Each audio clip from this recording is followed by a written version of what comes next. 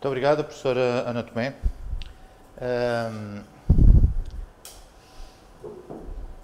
Eu tenho uma experiência, tive um privilégio na vida, tive vários privilégios, mas um deles foi, de facto, ter conseguido ter atividade profissional na indústria e no técnico. Portanto, consegui seguir esses dois caminhos, sendo que no técnico tive uma envolvência grande com muitos projetos de investigação na área da dinâmica não linear, particularmente, e, portanto, deu-me aqui uma ligação à escola muito grande e durante muito tempo, durante 34 anos fui aqui docente, terminei a carreira como professor associado convidado do Departamento de Mecânica, e na Sorefam terminei em 2004 porque se adivinhava que iam fechar a empresa e, portanto, a partir daí resolvi sair e seguir outro caminho na minha vida. Do que vou falar, e agradecendo muito o seu convite, do que vou falar tinha o propósito de deixar aqui um testemunho, foi isso também que me disse, que gostavam de ficar aqui com um testemunho, quer na apresentação, que é extensa, e que vou passar por cima rapidamente alguns slides, quer naquilo que é a gravação vídeo que vão fazer. E deixar um testemunho nesta temática, que é uma temática interessante, mas não vou aqui dar nenhuma lição sobre desenho técnicas. Isso, há manuais, há vários, há dois em Portugal bastante bons, eu aprendi ainda no velho Faria, salveiro, Veiga Faria, acho que é assim que se chamava, Veiga da Cunha, exatamente. Faria era o professor aqui de desenho na altura. Veiga da Cunha, que é da Gulbenkian, que era o manual que tínhamos, e hoje há um manual recente, muitíssimo bom, muito mais completo, de desenho técnico moderno, feito por colegas aqui do Departamento de Mecânica, escrito e publicado, já vai não sei quantas edições, 8 ou 9, não sei quantas são, mas são de facto, é um documento muito importante. Portanto, aí está tudo explicado, o que é que faz, como é que se faz o desenho. O que eu vinha apresentar era um pouco a experiência que tenho, que não consigo falar do que não sei, portanto, falo daquilo que sei, é um defeito dos engenheiros, não falam do que não sabem, e do que sei foi a minha experiência. Portanto, a minha experiência industrial foi basicamente e quase fundamentalmente feita na Sorefam, e feita no material circulante da Sorefam. Portanto, eu iria começar por fazer uma apresentação rápida. A Sorefam era uma empresa metalomecânica, industrial metalomecânica muito grande na Amadora, situada na Amadora. Tinha basicamente dois tipos de produtos. Tinha um produto por onde iniciou em 40, na década de 40, com a área toda da hidromecânica, portanto, tudo que tem a ver com barragens e com equipamentos para barragens, quer os hidromecânicos, quer os hidroelétricos. Depois, em 50, com a eletrificação da linha da CP, da linha de transportes portuguesa, entrou no material circulante. O material circulante a aço inoxidável, foi por onde enveredou. Fez uma parceria com a Bud, que era a empresa que tinha feito nascer esta tecnologia nos Estados Unidos na década de 20 do século passado, e foi progredindo até que, do ponto de vista estrutural, entra no grupo Sanet, porque o IPE resolveu juntar as empresas do IPE com a MAG e com a ABB, e em 92 cria o Grupo Sanet. O Grupo Sanet passa integralmente para a ABB, cria o Grupo Adtrans em 96 e passa para Bombardier em 2001. Basicamente esta é a história que a Sorefam tem e fecha em 2004. Basicamente esta é a história, resumo. O que acontece no meio disto tudo são muitos projetos, muitas coisas feitas e, muito rapidamente, os equipamentos hidromecânicos, de que não vou falar, mas são equipamentos de grande porte, pode-se ver aqui pela escala. Muitos deles têm mecânica de precisão, bastante mecânica de precisão. Eu não consegui arranjar nenhum desenho de mecânica de precisão desta área, nenhum, e já explico porquê. Esta é uma evoluta para montar a turbina, portanto, para fazer a aceleração da descarga de água. Aqui temos um segundo desenho que eu aqui vou apresentar, uma segunda área, tem a ver com as bifurcações. Portanto, as condutas tinham bifurcações para alimentar diferentes grupos geradores. E havia aqui um problema nesta zona, que é uma zona complicada, que precisa de reforço, e a Sorefam resolveu desenvolver isto, uma patente sua, e tinha uma patente registada, e para isso foi a primeira relação feita com o departamento, foi com o professor Carlos Mota Soares, que já está jubilado, já não está no departamento. Foi em 81, 82, em que ele desenvolveu uma casca isoparamétrica para conseguir fazermos o estudo disto. Portanto, isto é a primeira relação, falo nisto exatamente só por causa deste aspecto. Vou-me centrar basicamente naquilo que foi a minha carreira, que foi no material circulante. Isto são vários veículos que estão a circular em Portugal. Estes são praticamente desativados. Foi o primeiro Alfa de 82, 83, a última série de Metro Lisboa, os veículos que estão na linha do Estoril, os duplo piso que fazem a travessia da ponte. Estes são os azuis que fazem a travessia da ponte, os verdes vão para a Zambuja, que são exatamente iguais. As unidades diesel, esta foi das primeiras, já feita toda em AutoCAD, e os pendulares, que são uma parceria com a Fiat Ferroviária. Na exportação, Chicago, Filadélfia, os duplo piso da Califórnia, o Los Angeles, Red Line de Los Angeles, foi das últimas coisas que fizemos, e Brasil, FEPASA, que é o Metropolitano de São Paulo.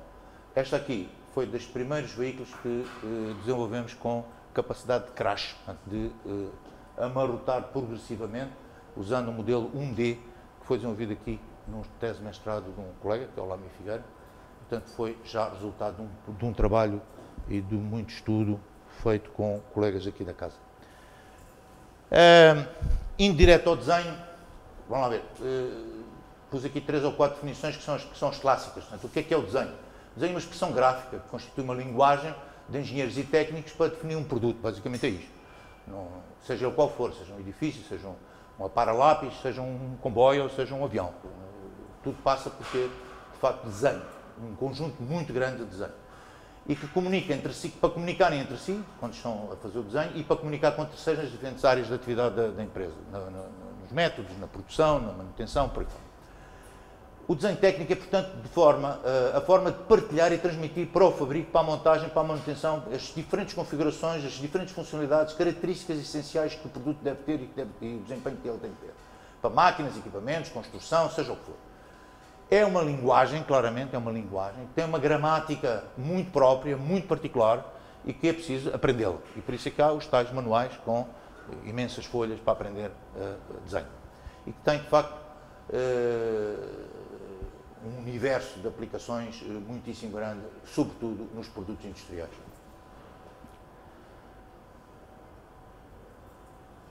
O desenho que nós usamos atualmente, ou que usamos durante muitos anos, sobretudo a partir da primeira Revolução Industrial, é o desenho projetivo. Já irei falar um pouco melhor sobre isto. O desenho projetivo, com várias vistas provenientes de modelos mentais e de estudos, que isto é a parte fundamental, é que é preciso primeiro fazer os estudos, trabalhar os estudos. Eu lembro de falar com os projetistas, e aprendi isto na Sorefam, quando perguntei, então, mas como é que é isto de fazer o desenvolvimento? Ele dizia, olha, um projetista é um indivíduo muito simples, é um indivíduo que usa um lápis muito pequenino e uma borracha muito grande. É muito simples, tem uma borracha muito grande e um lápis muito pequenino. Tem que afiar muitíssimas vezes, tem que estar sempre a apagar, até que chega a uma conclusão.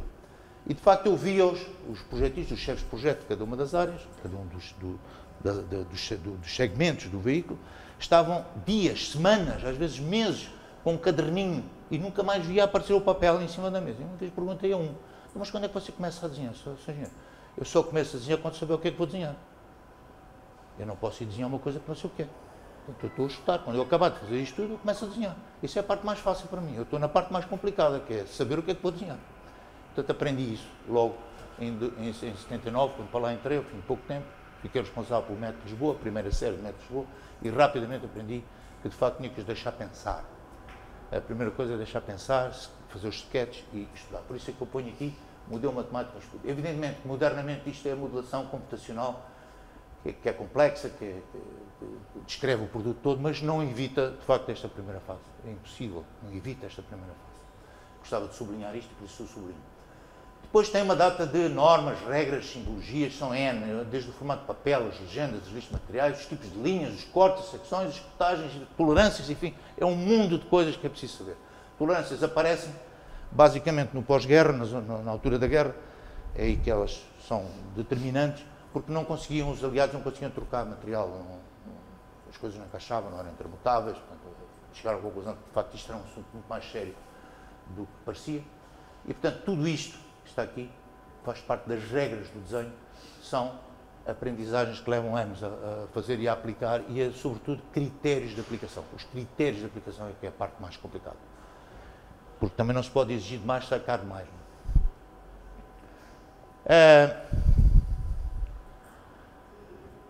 O conceito, a parte da concepção, da criação do modelo, a representação.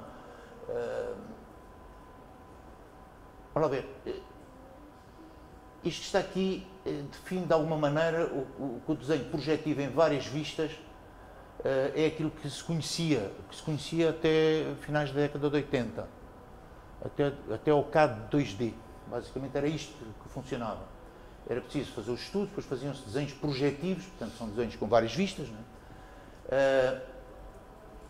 E que, eu penso que já falei disto, desculpa lá, eu já falei disto. O que eu queria referir agora é que estes modelos estão aqui, desculpa lá, os modelos estão aqui, têm a ver com um modelo de Visual Thinking, portanto, foi descrito por McKinsey, e foi publicado na década de 80, um livro que ele publicou na altura sobre isto, e que descreve bastante bem este conceito de como é que se faz o desenvolvimento. Isto é, tem que se ter visualizar, tem que se ter capacidade de imaginar, e eu, em vez de drawing, poria drafting, porque penso que é muito mais drafting do que drawing. Mas pronto, isto é o que ele determinou, e é um tratado que refere isto.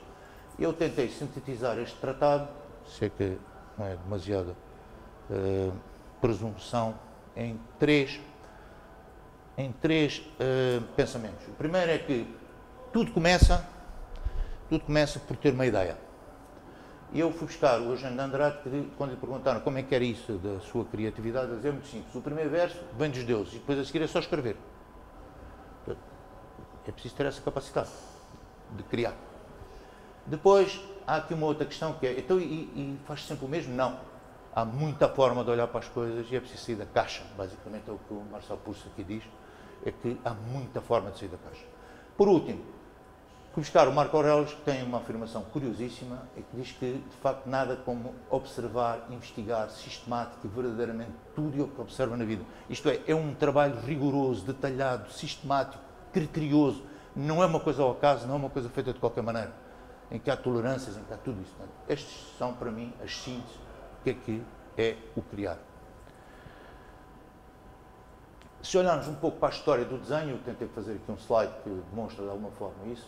O primeiro desenho conhecido foi encontrado há relativamente pouco tempo, foi numa caverna na África do Sul, presume-se que seja do Homo sapiens, tem à volta de 73 mil anos antes de Cristo. Portanto, terá 75 mil, não é? Por aí.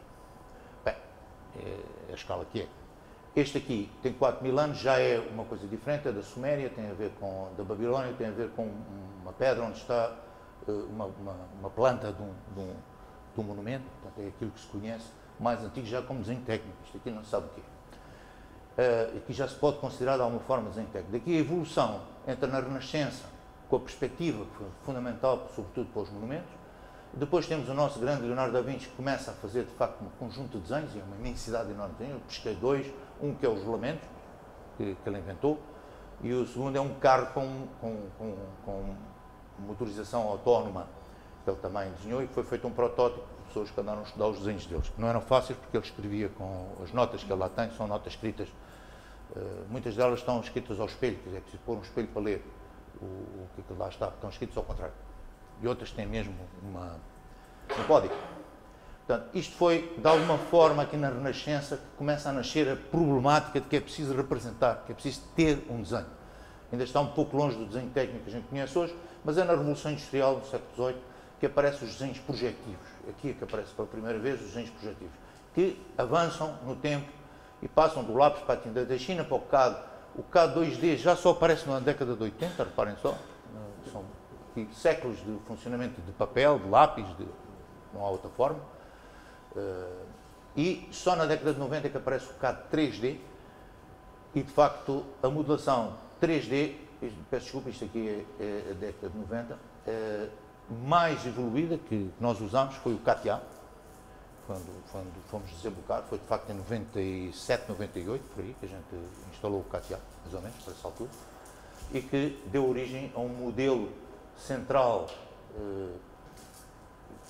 do objeto, e o primeiro de todos foi o CP2000, foi completamente escrito desta maneira, com a participação de todos, para a engenharia concorrente, de todos os outros atores, desde o fabrico, os métodos do fabrico, enfim, tudo, até à manutenção. Mas reparem que está fora desta linha de ligação aqui, a parte dos sketches e dos desenhos manuais, do estudo, não está ligada.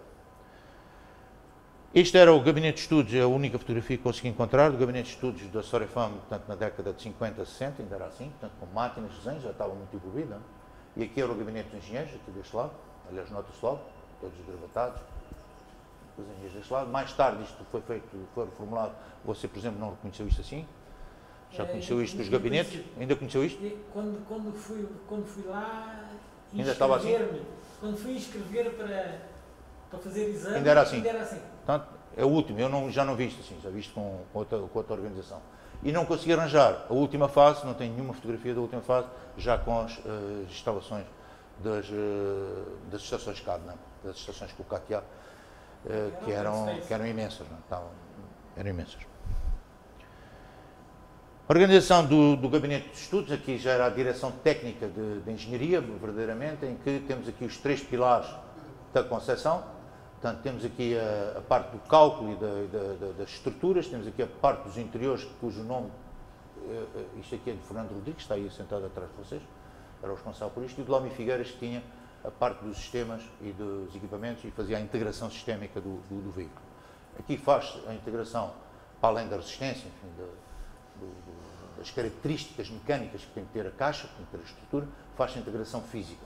Contribuição com projetos de investigação, com um grupo apenas exclusivamente dedicado a ter este sistema todo a funcionar, o CAD, os documentos, a normalização, o DFMA, enfim, tudo isto tinha aqui, era o Varandas, que era o responsável por isto, para que isto tudo funcionasse, e tínhamos 3 pessoas fixas dentro do gabinete para conseguir fazer a evolução de todo o sistema de CAD, o sistema de toda a informação, que era imenso.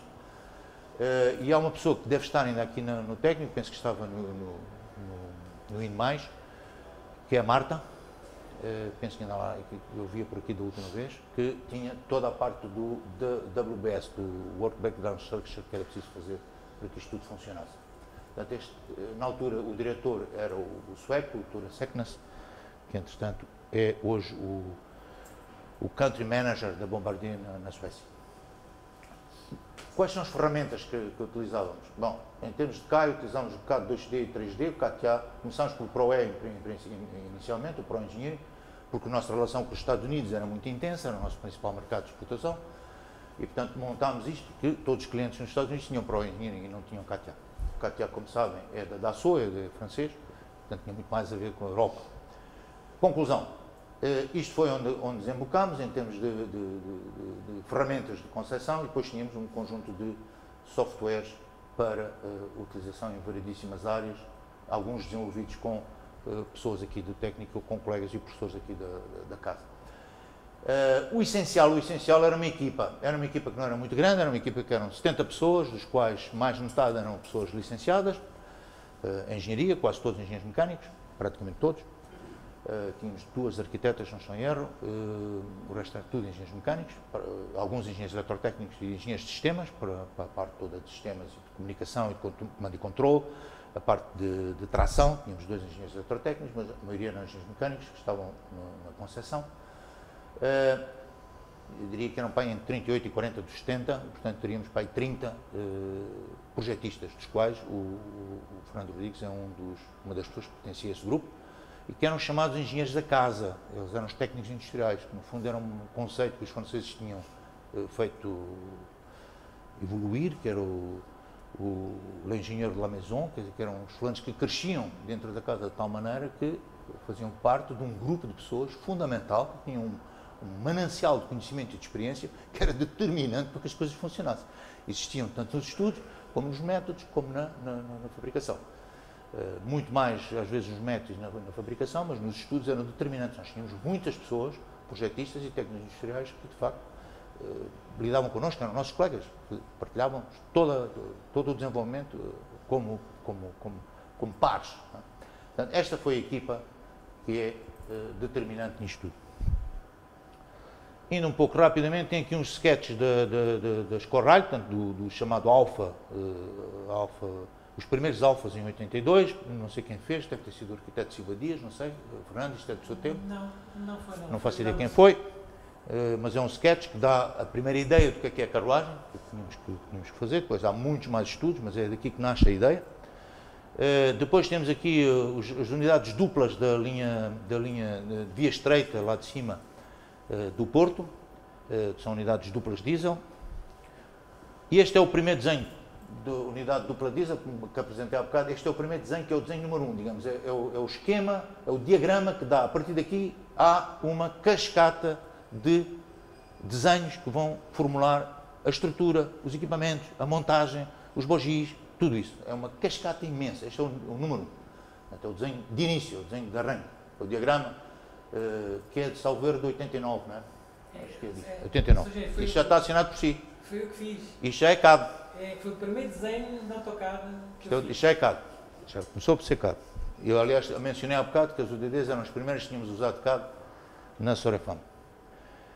Depois tem aqui uma grande linha para contrabalançar aquela, uma segunda classe, uma grande linha, que já não é do seu tempo, se calhar, isto é de 70 e poucos, 60 e tal, 70, não deve ser do seu tempo.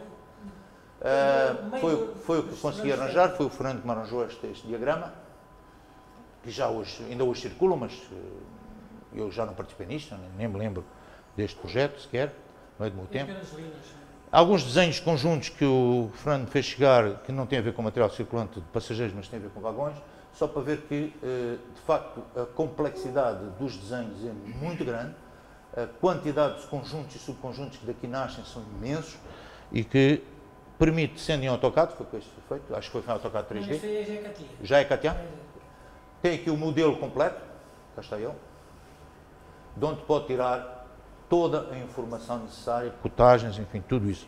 Como vêem, já não estamos a falar propriamente de desenho, já estamos a falar de um modelo, já começamos a falar de outra entidade, que é um modelo, fisicamente contém toda a informação do objeto, toda a informação, sobre o qual eu consigo fazer desenhos, pedaços, cortes, tirar bocados, mostrar isto, mostrar aquilo, aliás, como aqui se vê.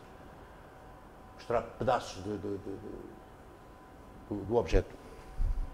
Aqui mostra-se uma outra parte, que é determinar subconjuntos que permitem fazer aquilo que no fabrico vão ser as sucessivas fases de produção. Portanto, o que é que eu não fabrico aquilo tudo de uma vez. Portanto, eu faço as laterais, faço o chão, faço o tejadilho, depois vou juntando, vou criando gabarits para cada uma destas coisas. Este aqui, por exemplo, são as laterais. Não sei, não sei, peço desculpa. Isto o quê? Isso é uma porta com 10 metros... Do vagão? Do vagão. Ah, é? Uma porta feita em alumínio com 10 metros de comprimento. Okay. Foi uma coisa... Mas o que se fazia normalmente era pedaços, que se faz, e era assim que se construía, era pedaços por laterais, por chão, depois era um gabarito de montagem. Este não sabia, parecia-me de facto uma lateral. Este não conheço o projeto, você que me mandou. Mas, indo ao assunto dos desenhos, vamos lá ver. Eu mostrei alguns desenhos, mas de facto não tenho muito mais para mostrar. E não tenho muito mais para mostrar por uma razão simples.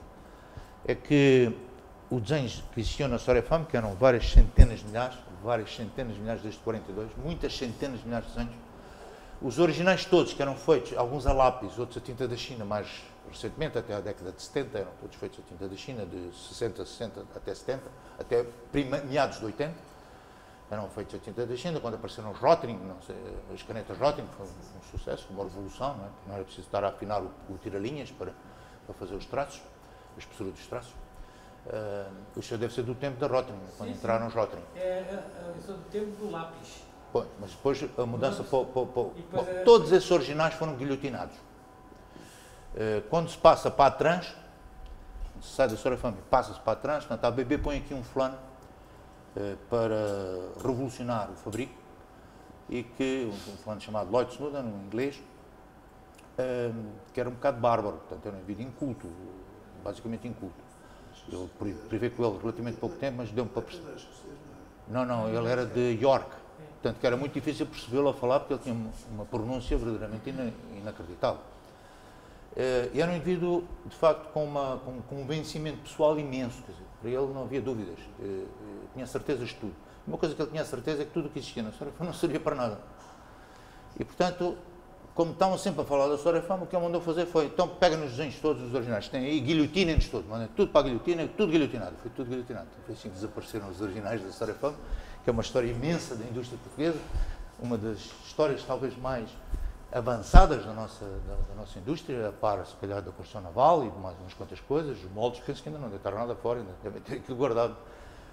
Mas a construção naval também não sei o que aconteceu. Portanto, isto tinha sido tudo microfilmado, felizmente. Esses microfilmes estavam guardados, que eu penso que quando a Bombardier resolveu fechar isto, não sei o que é que lhe aconteceu, devem ter ido para o lixo, devem ter sido entregues a um sucateiro.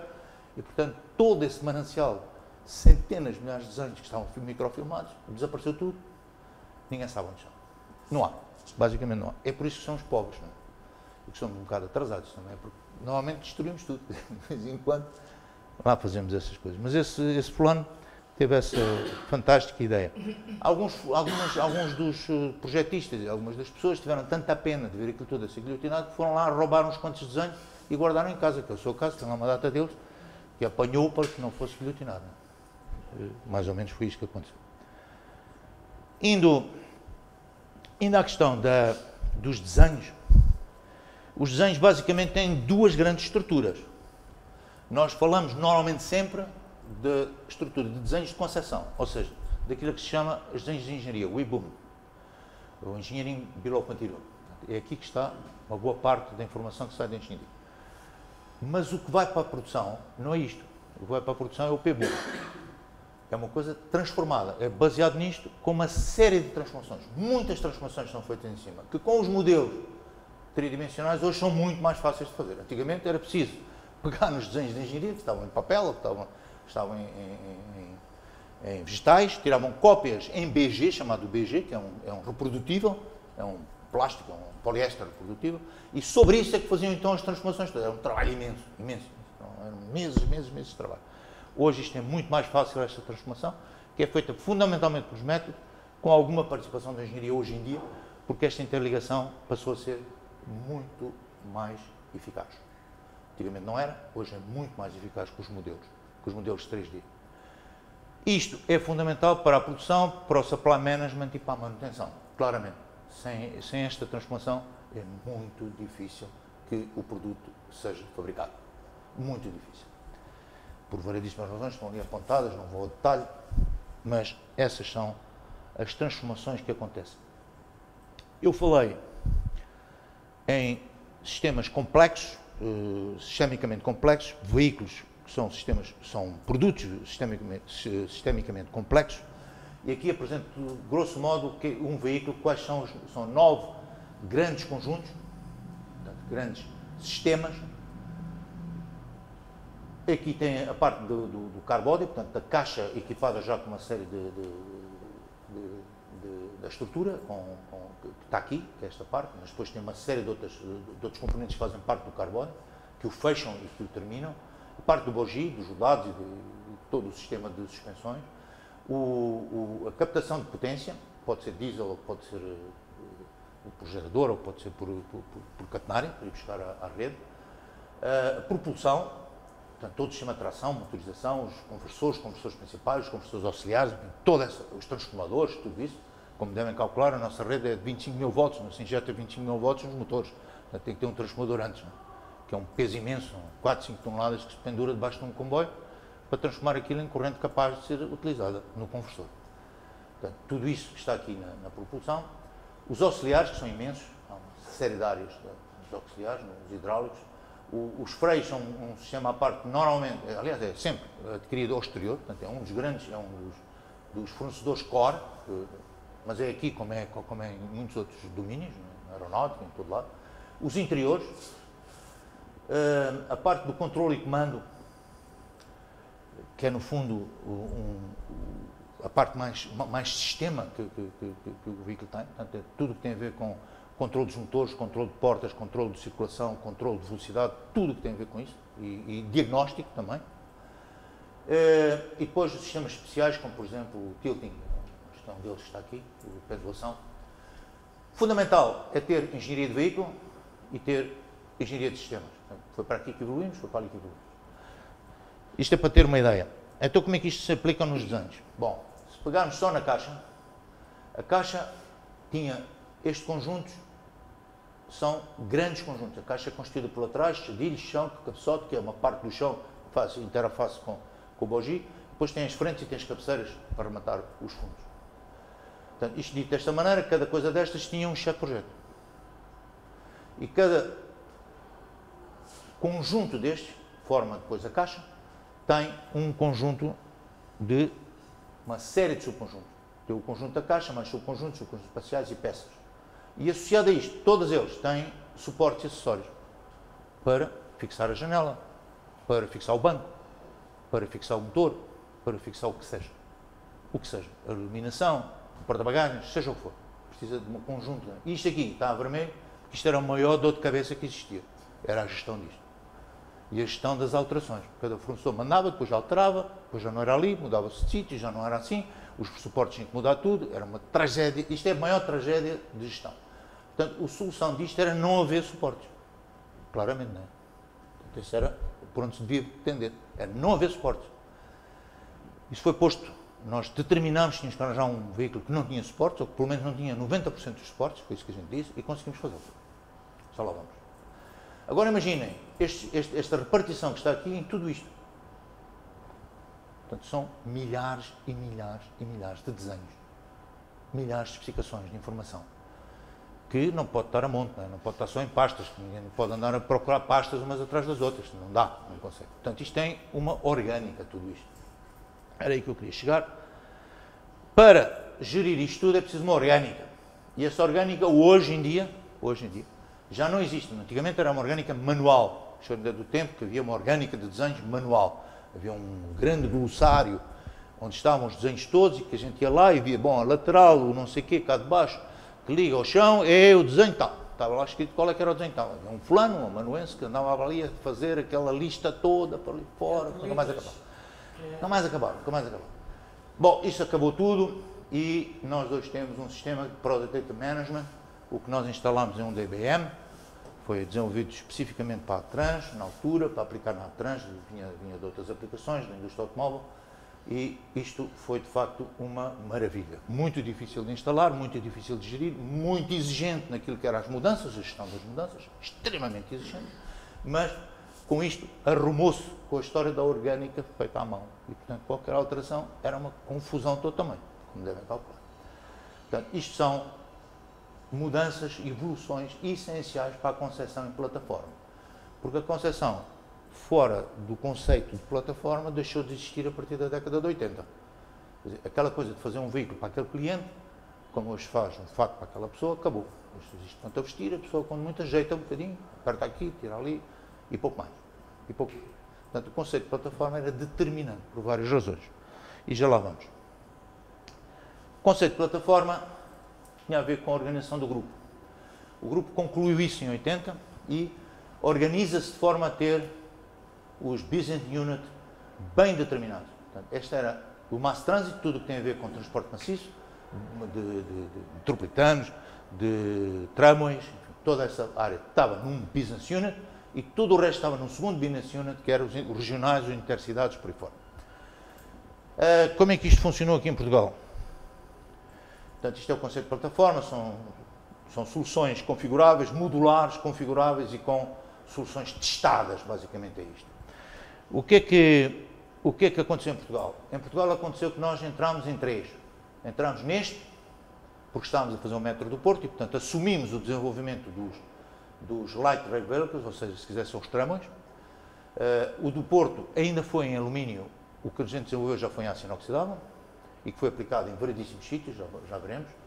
O Itino, que era o do regional, também fomos nós que desenvolvemos isto em aço inox, que dava para fazer em aço carbono, e o Cruzares, que era para os Estados Unidos, que não chegou ao fim. O grupo acabou por parar, porque não conseguiu fazer o resto do desenvolvimento e parou. Portanto, ficámos só com estes dois a ser desenvolvidos em Portugal. A grande vantagem de tudo isto era podermos aplicar pela primeira vez este conceito de desenvolvimento de produto baseado no RAMS. O RAMS, que é Reliability, Availability, Maintainability e Safety. Estas 4 variáveis eram essenciais para se conseguir um produto que não variasse, estivesse sempre disponível, baixasse o custo e fosse fácil de manter. E seguro, claro. E seguro. Este era o paradigma. Primeiro, em centro, baseado no método do Porto. Aqui foi a primeira vez que usámos o CATIA. Esta é a frente já desenvolvida em CATIA. O design não é nosso, o design é Zagato, portanto é do fulano da Alfa Romeo. Nós importámos o design da Zagato. Zagato insistiu que tinha que ser amarelo. Eu lembro-me de ter algumas conversas assim, pá, amarelo no Porto é uma chatice, que eles vão dizer que é o elétrico de Lisboa, mas o que é facto é que ele venceu e pôs lá amarelo e estão lá a circular só amarelo. A gente estava a tentar outras cores, azul, não sei, qualquer coisa assim, não, é amarelo, tem que ser amarelo. Portanto, ficou assim. Portanto, esta é a plataforma. A plataforma de inox que foi desenvolvida foi para Nantes e para Nottingham, mas já foi aplicada em muitos outros sítios. Eu estava, aliás, a dizer ali à Ana que a última vez que o vi, tropecei num, foi em Tallinn, portanto, ia a passar e vi um, e dizia-me a mulher, é para nem aqui largas os comboios. Lá fui ver, lá estava a placa, efetivamente, portanto, foi o último que vi. Foste a correr para apanhá-lo. Não, fui ver, estava parado na estação, fui ver. O outro foi o Itino, portanto, os intercidades, que tinha como base um contrato para a CP. O contrato da CP tinha as linhas base, que são as linhas de 25 mil volts, perdão, e depois tinha uma variante para Cascais. Eles, na altura, queriam remodelar Cascais, e tinha Cascais não sei se sabem, mas é 1500 volts contínuo, quanto com até 25 mil alternado, e queriam uma solução dual, isto é, uma solução que permitisse, já mostro, uma solução que permitisse uma coisa muito esperta. É o seguinte, é que o centro de Lisboa deixou de estar na Baixa e passou a estar ali num outro sítio, que é, concretamente, no Entre Campos. Entre Campos é que é o centro de Lisboa até há pouco tempo.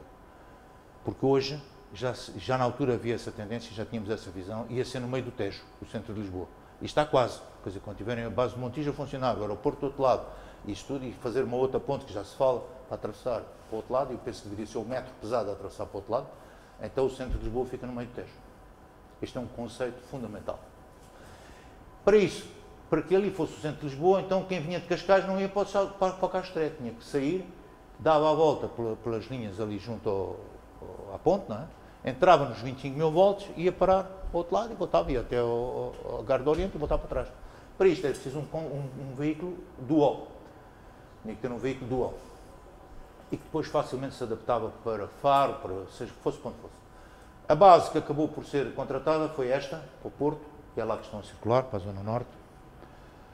Isto só para ter uma ideia de quais eram as configurações. Isto é a configuração base de 25 mil volts, mas podia ter este número de carruagens ou mais ou menos, é fácil de mexer no número de carruagens.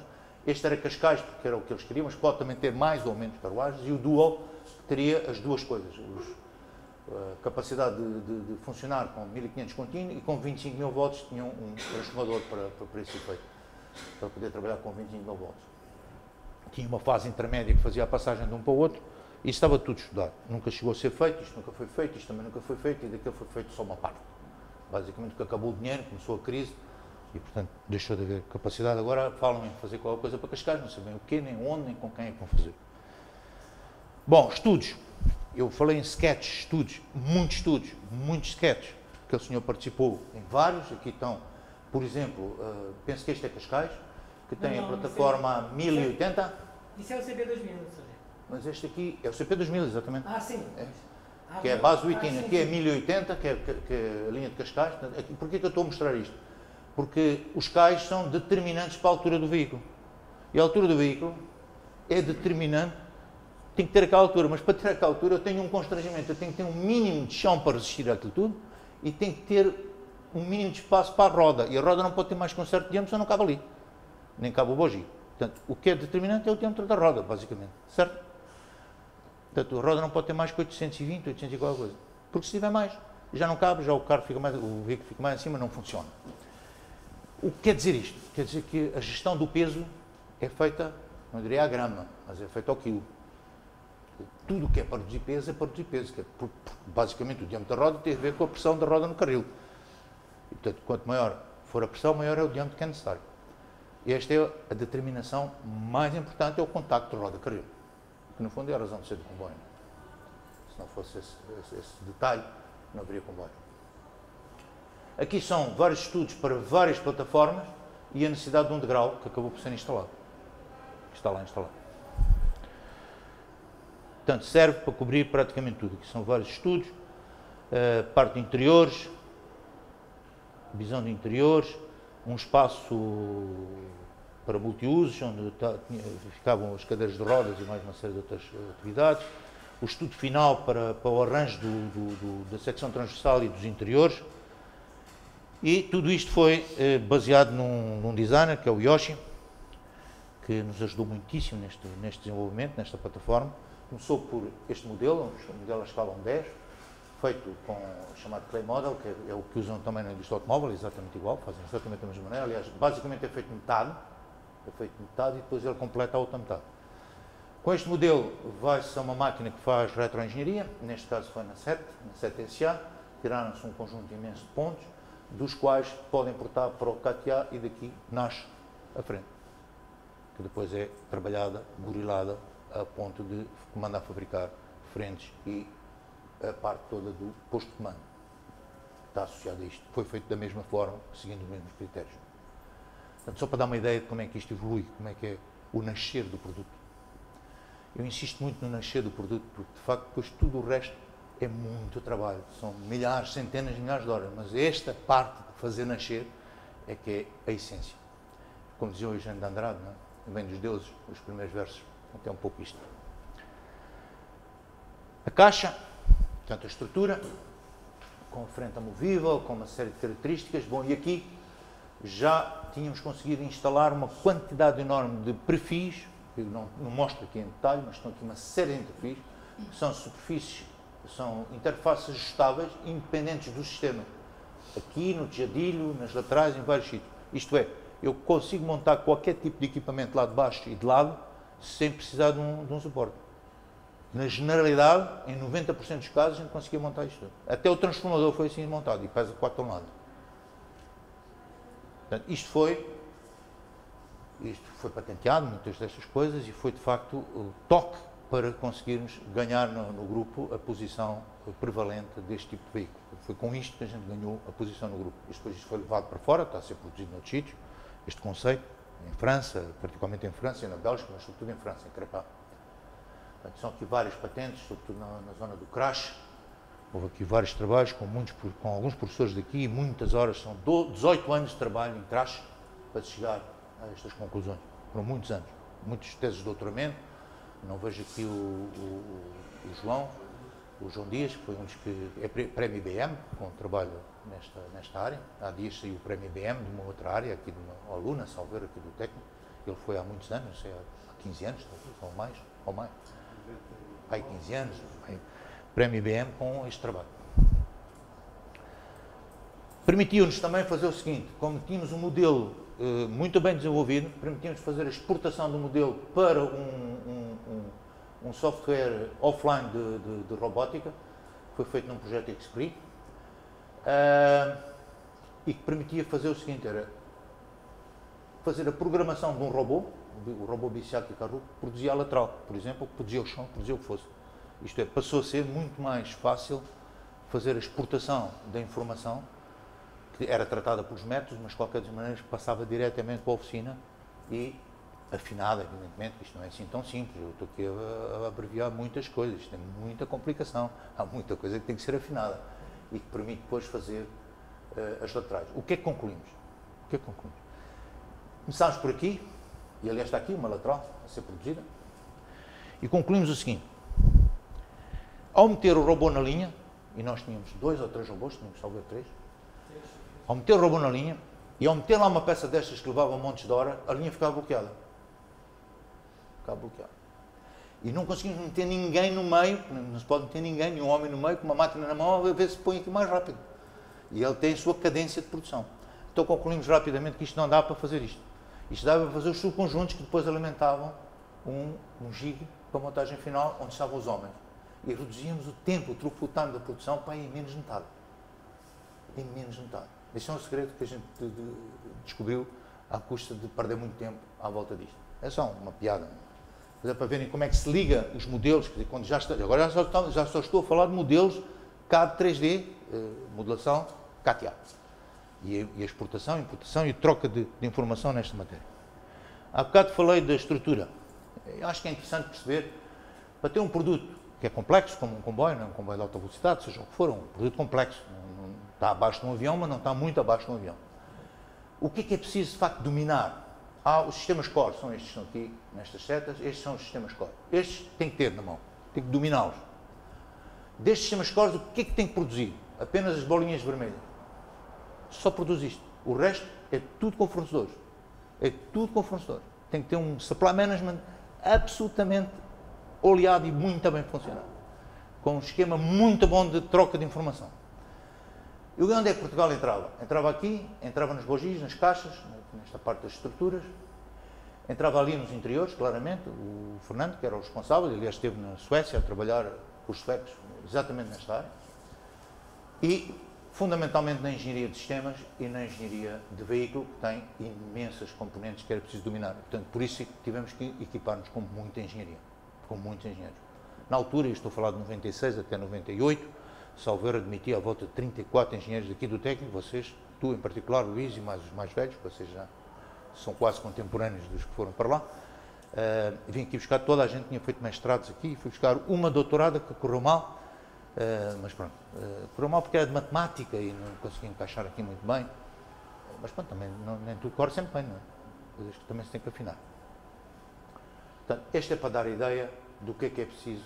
Portanto, tudo o resto são coisas que se adquirem no mercado. Isto é uma consequência, isto que eu acabei de dizer, por isso é que eu apresentei. Então, como é que é, de facto, a pirâmide, a arquitetura e a pirâmide de engenharia? Como é que funciona? Bom, no topo está, de facto, o criar, o design industrial. A seguir está a modelação. Tendo isto criado, é preciso ter capacidade de configurar. Por isso é preciso uma série de ferramentas, configuradores, DMU, o PDM, por aí fora. Abaixo tem a engenharia de processos. A engenharia de processos é tudo que permite a integração. Tudo que permite a integração de tudo e mais alguma coisa dentro do comboio. Portanto, isto é absolutamente determinante. Ver isto, que era o RefProc, já falarei dele. Abaixo tem os sistemas, verdadeiramente. Quais são os sistemas? Aqueles que mostrei, que é aquela grelha de 9 grandes sistemas, e depois os subsistemas todos por aí abaixo, estão aqui. Destes, só parcialmente é que são feitos na casa. Mostrei, era a caixa, alguns interiores, algumas áreas, bogis, por aí fora. O resto vem de fora. Aqui começa a separação para o externo, ou seja, gestão de fornecedores, troca de informação com fornecedores. A frenagem de um comboio é uma coisa delicada, como é num avião, como é em qualquer lado. Não é feito pelos fabricantes desses equipamentos, vem de fora. Há 2 ou 3 grandes fornecedores no mundo, na Europa há 2, mas o maior é a Knorr alemã, era quem nos fornecia praticamente isto tudo. Tem que haver uma interface muito bem gerida para que isto tudo funcione. Certo? Portanto, esta pirâmide permite que, com um processo de engenharia bem estabelecido e com um sistema de CAD bem arquitetado, eu consigo dominar o produto todo e ter confiança naquilo que vou produzir, naquilo que vou pôr a circular. Portanto, esta hierarquia, penso que não é muito vulgar vê-la apresentada, eu apresento-a sistematicamente, porque de facto levei muitos anos para perceber, e de facto onde as pessoas queriam estar era aqui em cima, não é? É onde toda a gente quer estar. No país há poucas pessoas e há poucas empresas que estão aqui em cima, mas ainda há algumas, felizmente. Nós tínhamos conseguido evoluir daqui para baixo, daqui de baixo, que era onde nós andávamos, ali para cima. Aqui em cima só conseguimos ir buscar designer fora, que é o caso do Yoshi e o caso do Zagato. Falei em processos, eu vou passar muito rapidamente, isto é uma estupada à história dos processos, mas o topo dos processos é o business process, portanto, e tem a ver com a concepção de plataformas, que assentem em quê? Nos processos de engenharia e em outros processos, basicamente na produção, no marketing e no supply management. Portanto, estes são os grandes processos que suportam o negócio.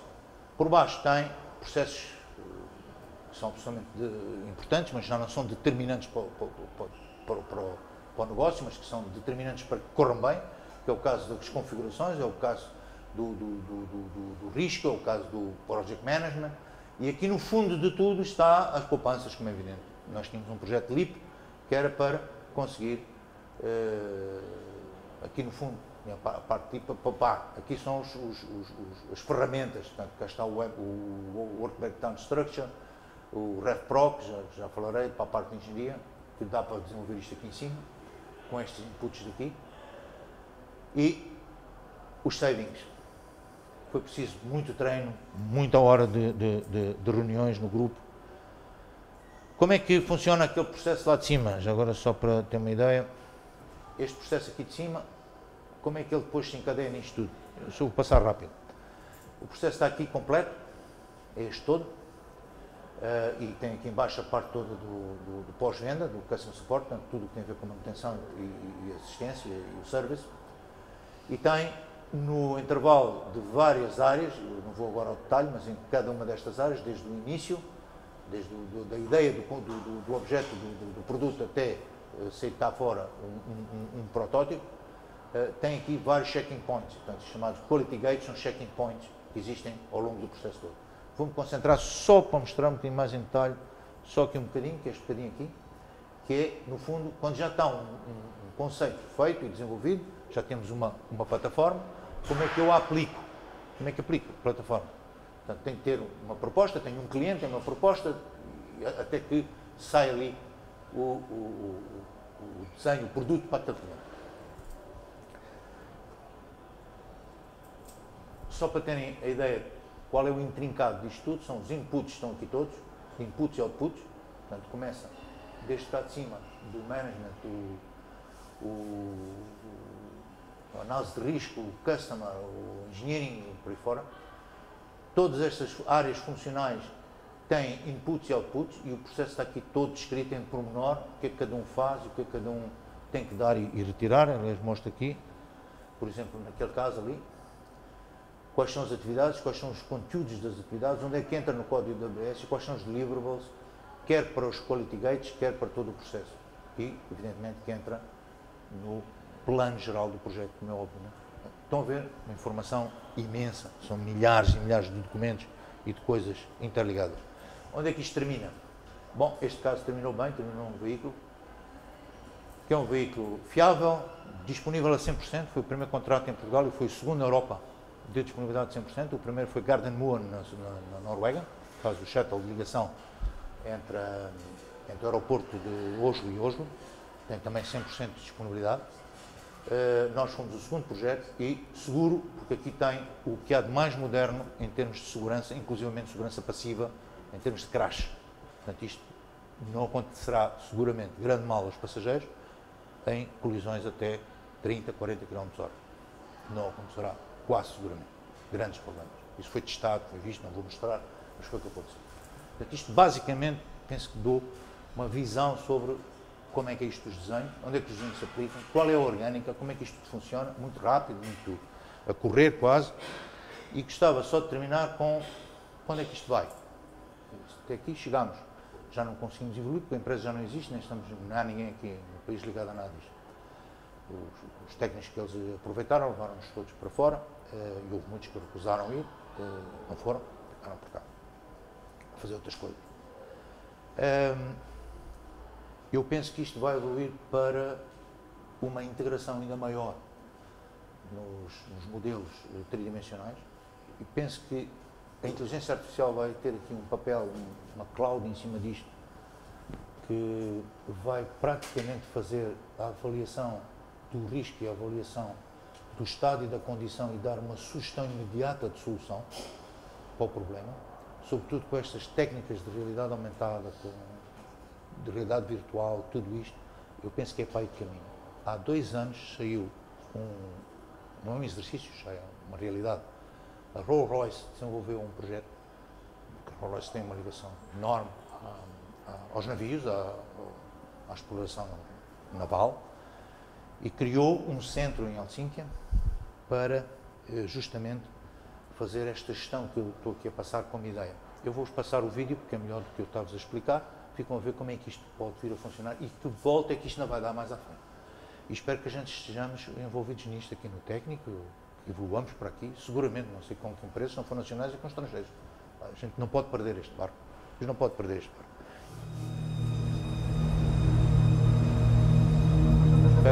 We live in an ever-changing world where unmanned and remote-controlled vessels are becoming reality. Let us share a view of this world with you.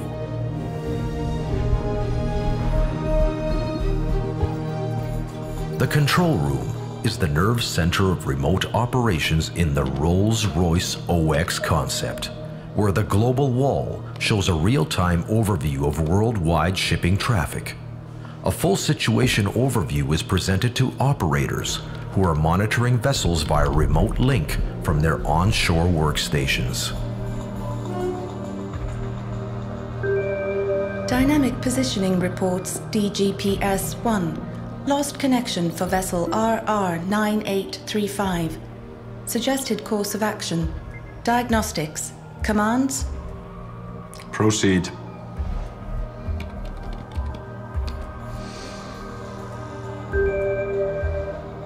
GPS, geopositioning and celestial navigation status. Nominal. INS status. Transmission stopped. Suggested failure mode, physical. Commands? Stand by. I'll have a closer look.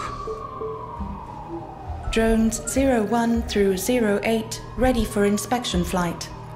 Commands? Launch drones 1 and 2. Flight plan. Standard inspection routine. Camera control. Manual with eye track.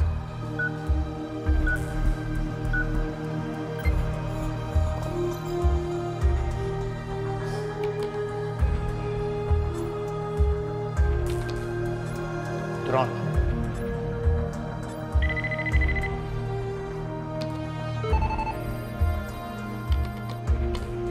Deploy replacement for selected antenna. Schedule post-mortem inspection and change of antenna at next port of stop.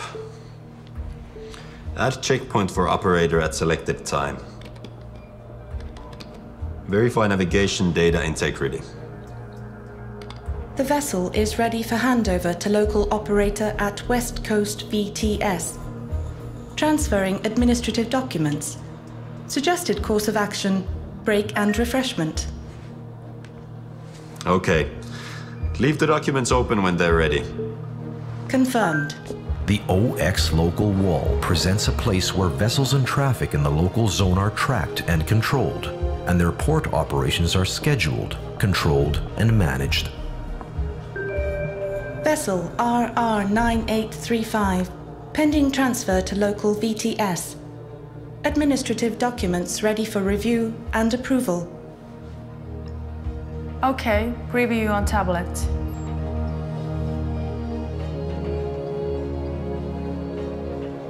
List a summary of tagged events for the new vessel on wall.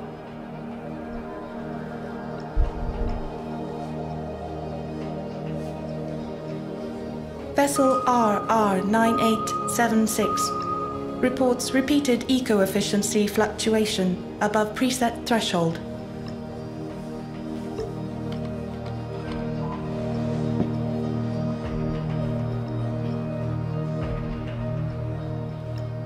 Page experts to local workstation 6. In OX, situation handling is made efficient with sharing of information and flexible use of data. System specialists are available on demand for problem analysis and assistance. Welcome.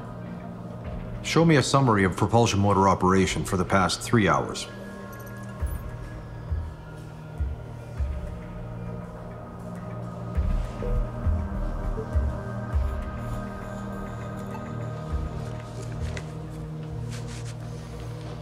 Play audio.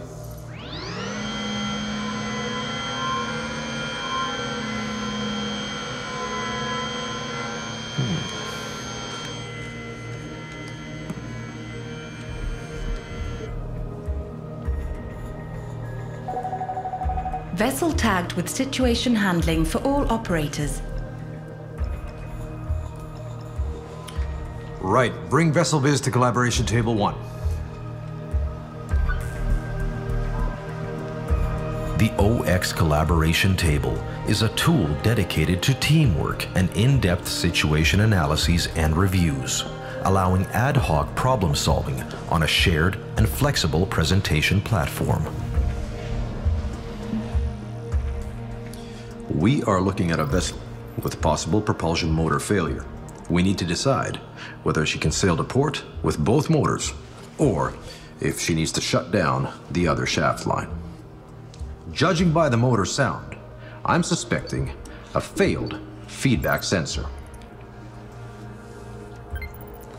We could bypass it by changing to model-based open-loop feedback. And I'm positive she can then sail to port with both shaft lines operational. But I wanted to hear your opinions. With unprecedented flexibility of use, operational efficiency, and resilience against the unexpected, Rolls-Royce OX Concept brings you the next generation in marine operations.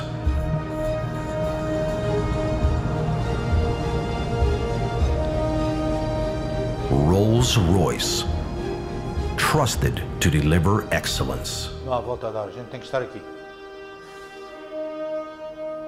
Nós temos que estar aqui. Meus caros, muito obrigado pela vossa atenção. Espero que tivesse passado a informação que me foi pedida. Pelo menos a ideia, a visão, a história, como evolui, e gostava muito que o técnico não perdesse este barco. Não pode perder. Não pode perder. Vocês mais novos têm que pegar nisto. Não pode perder, não pode perder. Não pode perder. Epá, não sei, mas é sobre vocês que está a responsabilidade. É vocês que estão com. É vocês que têm a carga ao ombro, pá. É vocês que têm a carga ao ombro. Não é possível. Não, a evolução disto é para aqui. Não há outra solução. E não vejo porque é que não é possível. Há aqui muita competência aqui nesta casa. Há muita competência em inteligência artificial, há muita competência em sistemas, há muita competência em muita coisa, há muita competência ali na mecânica em vocês, na concepção, na modelação, em tudo isso, há muita competência em todo lado. Não vejo porque é que não é possível. Nisto ou noutras aplicações, sei. Nos edifícios, seja onde for, isto pode ser aplicado em tudo, não é? Na gestão de edifícios, na gestão social, do que for. Bom, muito obrigado pela vossa atenção.